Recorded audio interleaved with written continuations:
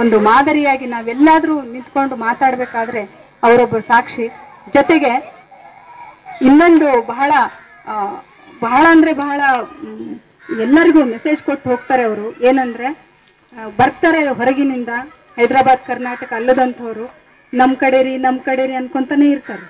ಎಷ್ಟೋ ಜನರ ಬಾಯಿಲಿಂದ ಕೇಳಿ, ನಮ್ಮ ಭಾಗ ನಮ್ಮ ಕಡೆ ಹಾಗಿದೆ ಹೀಗಿದೆ. ಬಟ್ ಪರಮೇಶ್ವರ್ ಒಂದು ದಿವಸನೂ ನಮ್ಮ ಭಾಗ ಹಂಗೈತಿ ಹಿಂಗೈತಿ ಅಂತ ಅನ್ಲಿಲ್ರಿ. ನಾನು ಇದ್ದಿದ್ದೇ ಭಾಗ ಚೆನ್ನಾಗಿದೆ ಅಂತ ಬರ್ತಿದೆ.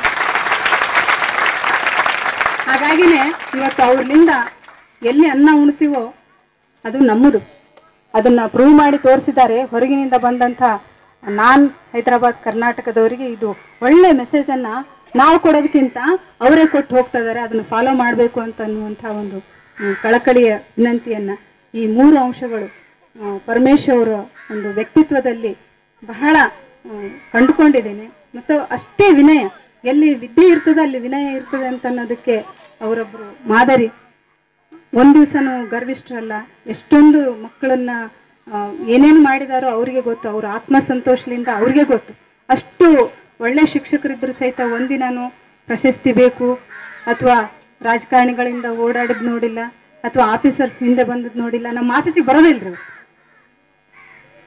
ಈ ಥರದ ವ್ಯಕ್ತಿತ್ವ ಉಳ್ಳಂಥ ಶಿಕ್ಷಕರು ನಮ್ಮ ಇಲಾಖೆಯಲ್ಲಿದ್ದದ್ದು ನಮಗೆ ಬಹಳ ಹೆಮ್ಮೆ ಅನ್ನಿಸ್ತಿತ್ತು. ಆದರೆ ಈಗ ಹೋದ್ರೂ ಸಹಿತ ನಮ್ಮ ಇಲಾಖೆಯಲ್ಲಿ ಇರ್ತಾರೆ. ಹಾಗಾಗಿ ನಮಗೆ ಎಲ್ಲಾದರೂ ಹೇಳಲಿಕ್ಕೆ ಅನುಕೂಲ. ಬಟ್ ಪರಮೇಶ್ವರು ಹಂಗಿದ್ದದ್ದಕ್ಕೇ ರಾಯಚೂರು ಸಹಿತ ಅವರಿಗೆ ಮರೆಯಲಾರದಂಥ ಒಂದು ಹೃದಯ ತುಂಬಿದ ಬೀಳ್ಕೊಡುಗೆ ಸಮಾರಂಭವನ್ನು, ಅದು ಹೂವಹಾರ ಮುಖ್ಯ ಅಲ್ಲ, ಅವರ ಹೃದಯಗಳು ಅವ್ರ ಜೊತೆಗೆ ಇದ್ದಾವೆ. ಅವರೆಲ್ಲ ಇರಲಿ, ಭಗವಂತ ಅವರಿಗೆ ಒಳ್ಳೆಯ ಒಂದು ಜೀವನವನ್ನು ಕೊಟ್ಟಿದ್ದಾನೆ, ಮುಂದೂ ಕೊಡ್ತಾನೆ.